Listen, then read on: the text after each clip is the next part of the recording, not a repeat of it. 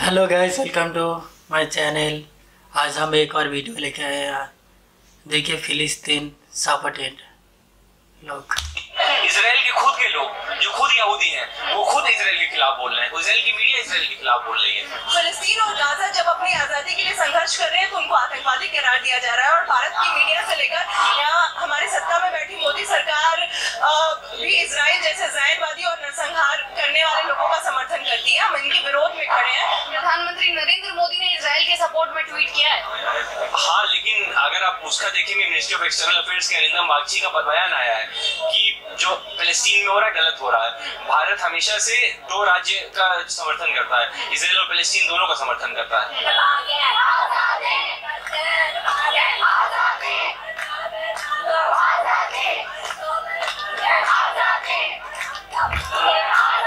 नमस्कार, आप देख रहे हो जनता लाइव। मैं हूं आपके साथ रवीना। इस वक्त हम दिल्ली यूनिवर्सिटी के बाहर मौजूद हैं। मेरे पीछे आप कुछ छात्र संगठनों को देख सकते हैं।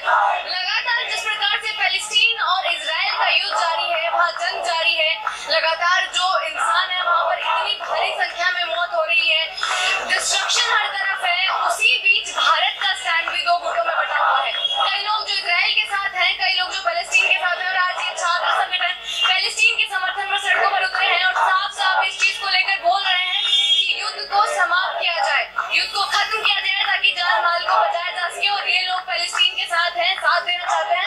इन लोगों से बातचीत करते हैं और जानते हैं कि इन लोगों ने पहले भी सड़क पर उतरने का काम किया था, लेकिन आज फिर सड़कों पर उतरे हैं। किस चीज के साथ उतरे हैं? एक महिला हमारे साथ है, इनसे जानते हैं कि आज ये लोग जो सड़कों पर उतरे हैं इतनी भारी मात्रा में फिलिस्तीन के समर्थन में, क्या चीजें हैं, किस प्रकार से सारी चीजों को देख रही हैं? क्या नाम है? प्रियंवदा नाम है मेरा। आज आप लोग फिलिस्तीन के समर्थन में सड़कों पर उतरे हैं।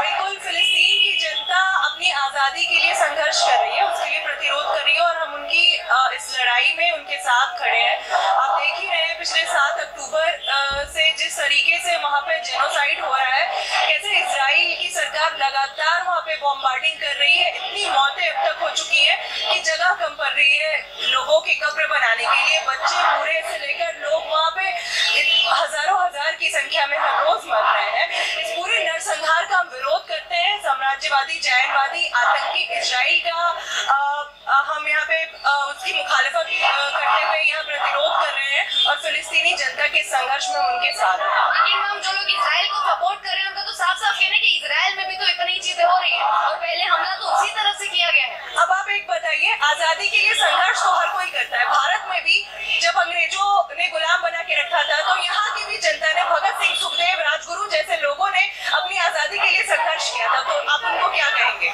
अपनी आजादी के लिए हर कोई लड़ता है। गाजा और फिलिस्तीन की जनता सबके सब चुपचाप हाथ पे हाथ धरे बैठे नहीं रह सकते। आपको बता दें कि गाजा में सबसे ज्यादा बच्चे भूख से मरते हैं। आए दिन वहाँ पे मौतें होती है क्योंकि लोगों तक खाना और पानी नहीं पहुँच पाता है। वहाँ पे बेरोजगारी इतनी भयंकर स्थिति में है, लोग आए दिन मरते रहते हैं इसी वजह से, क्योंकि इजराइल की गुलामी उनको झेलनी पड़ रही है। तो जाहिर सी बात है वो अपनी मुक्ति के लिए संघर्ष करेंगे और उनका जायज संघर्ष है। आज दुनिया के तमाम देश आजाद है। फिलिस्तीन और गाजा जब अपनी आजादी के लिए संघर्ष कर रहे हैं तो उनको आतंकवादी करार दिया जा रहा है और भारत की मीडिया से लेकर यहाँ हमारी सत्ता में बैठी मोदी सरकार भी इजराइल जैसे जायनवादी और नरसंहार करने वाले लोगों का समर्थन करती है। हम इनके विरोध में खड़े हैं और इजराइल की जनता वहाँ के लोगों के साथ है। लेकिन आप लोग जो सड़कों पर उतरे हैं उससे क्या होने वाला है? किस उम्मीद के साथ सड़कों पर उतरे हैं? हम फिलिस्तीन की जनता के साथ अपना समर्थन जाहिर करने के लिए सड़कों पे उतरे हैं और यहाँ तो कुछ लोग शामिल हैं, लेकिन आज बड़ी संख्या में दिल्ली यूनिवर्सिटी और तमाम जगहों की यूनिवर्सिटी के स्टूडेंट्स और यूथ फिलिस्तीनी आवाम के लिए सड़कों पे उतर रहे हैं। आप दुनिया के तमाम देशों के देखिए किस तरीके से, फ्रांस से लेके यूएस से लेके जर्मनी तक में हजारों हजार लाखों की संख्या में लोग सड़कों पे उतर के फिलिस्तीन में जो हो रहा है उसका विरोध कर रहे हैं और इजराइल के खिलाफ अपनी आवाज बुलंद कर रहे हैं। लेकिन जो लोग इजराइल का सपोर्ट कर रहे हैं, सामने आ रहे हैं, वो लोग भी यही बोल रहे हैं कि इजराइल में जो हुआ उस दिन, जो वीडियो सामने आई महिलाओं के साथ जिस प्रकार से दुष्व्यवहार किया गया, वो भी तो चिताने वाला है, वो भी तो दुसाई है। देखिए, जो बात मैंने आपसे पहले भी कही कि हर कोई जो गाजा और फिलिस्तीन में है वो चुपचाप अपनी गुलामी को सह तो नहीं सकता है ना। अपनी गुलामी के खिलाफ प्रतिरोध करना हर किसी का हक है। जब भारत गुलाम था, यहाँ के लोग भी अपनी गुलामी के खिलाफ लड़ रहे थे और तमाम जगहों पे, तमाम देशों में वहाँ की आवाम ने लड़ा है, तभी जाके उनको आजादी हासिल हुई चुपचाप मुंह बांध करके बैठने से तो आजादी मिलती नहीं है। तो हम लोग और शांति बनाए रखने से भी आजादी नहीं मिलती है, आजादी के लिए लड़ना पड़ता है। शांति बनाए रखने के लिए नहीं उतरे सड़कों पर। और बिल्कुल गाजा की जनता आज अपने हक के लिए लड़ रही है और उनकी लड़ाई बिल्कुल जायज है। इजराइल का ऑक्यूपेशन तुरंत खत्म होना चाहिए, हम इसकी मांग कर रहे हैं। यूएस और इजराइल जो फिलिस्तीन की जनता के साथ आज से नहीं पिछले 75 सालों से जो जेनोसाइड करती आ रही है उसके खिलाफ आज जरूरत है कि इजराइल और यूएस के इस पूरे टेररिस्ट रवैये के खिलाफ बोला जाना चाहिए। और 75 सालों से लोग बोल रहे हैं और आज हम बड़ी संख्या में सड़कों पे उतरे हैं ताकि इसके खिलाफ आवाज बुलंद की जा सके। चलिए, बहुत बहुत शुक्रिया आपका। और भी जो लोग यहाँ पर आए हैं उनसे बातचीत करवाते हैं।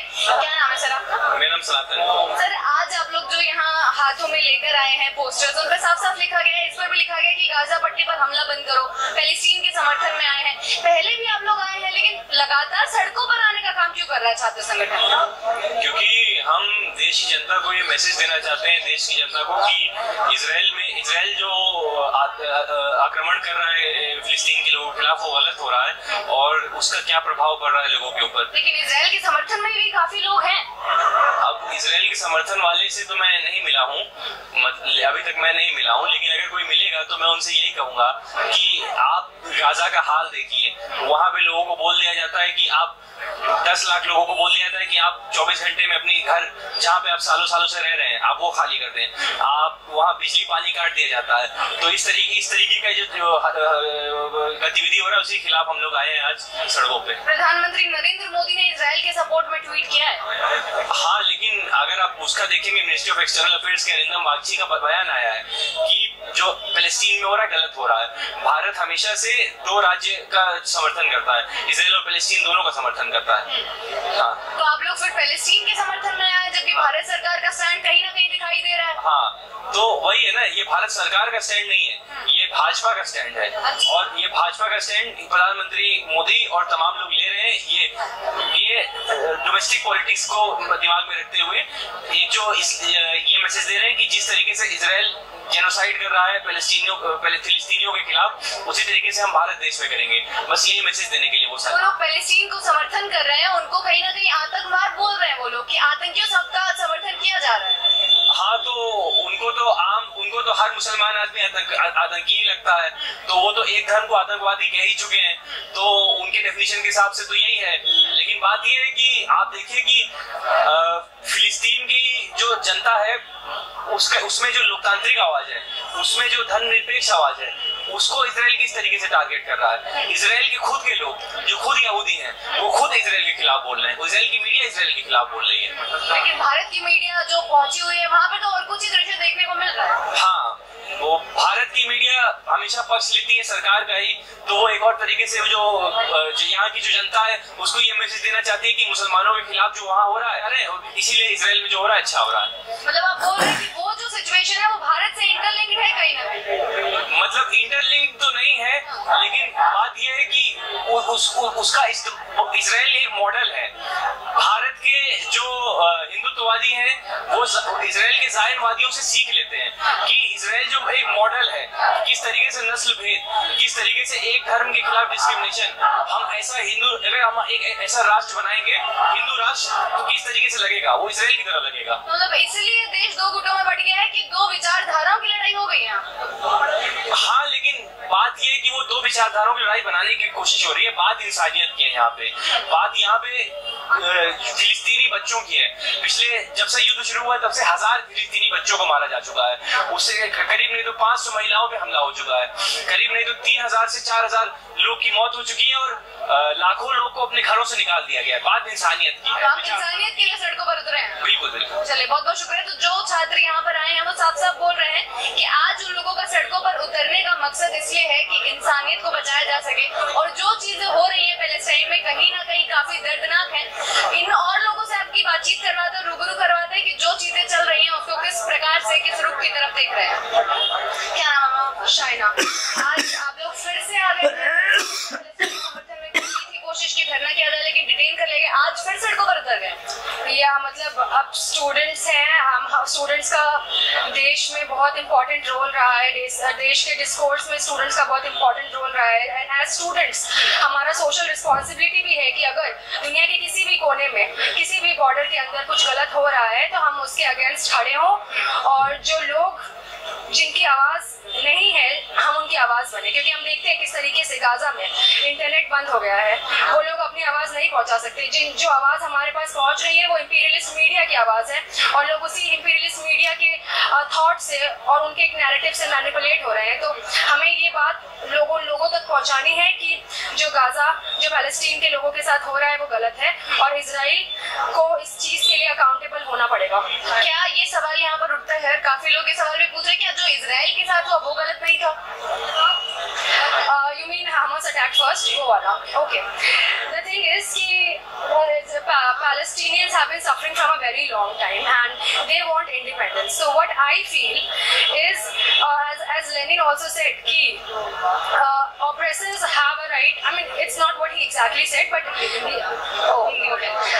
I'm sorry. So जो सप्रेस्ड है लोग, वो उनको हथियार उठाने की आज़ादी होनी चाहिए, क्योंकि वो जो इजराइल है उसके पास हर हथियार है, हर एक टेक्नोलॉजी है जिससे वो अटैक करेगा पैलेस्टाइन के ऊपर। तो पैलेस्टाइन के पास अपनी आर्मी भी नहीं है, और वहाँ पर कुछ वो है अपराइजिंग्स होते हैं जैसे हमस लड़ता है उनके लिए। तो मैं ये सोचती हूँ कि हमस ने अटैक पहले किया, लेकिन उसने अपनी फ्रीडम के लिए किया, क्योंकि पैलेस्टाइन को एक बहुत ही लंबे टाइम से, अभी लोग ये देख रहे हैं कि पैलेस्टाइन ने अटैक कर दिया, बट ये लोग ये इग्नोर कर रहे हैं कि इजराइल कितने सालों से, कितने डेकेड से लोगों को, वहाँ पैलेस्टीनियंस को मारता जा रहा है, उनको एक अपार्थाइड स्टेट बन गया है, कैसे उनका मैसेकर हो रहा है।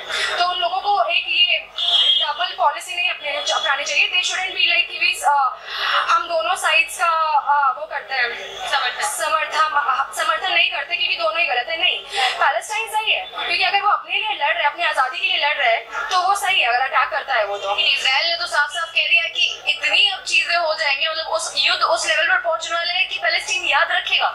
इजराइल को इसलिए कह रहे हैं क्योंकि उसके पास पूरा वेस्ट और पूरा नेटो का सपोर्ट है।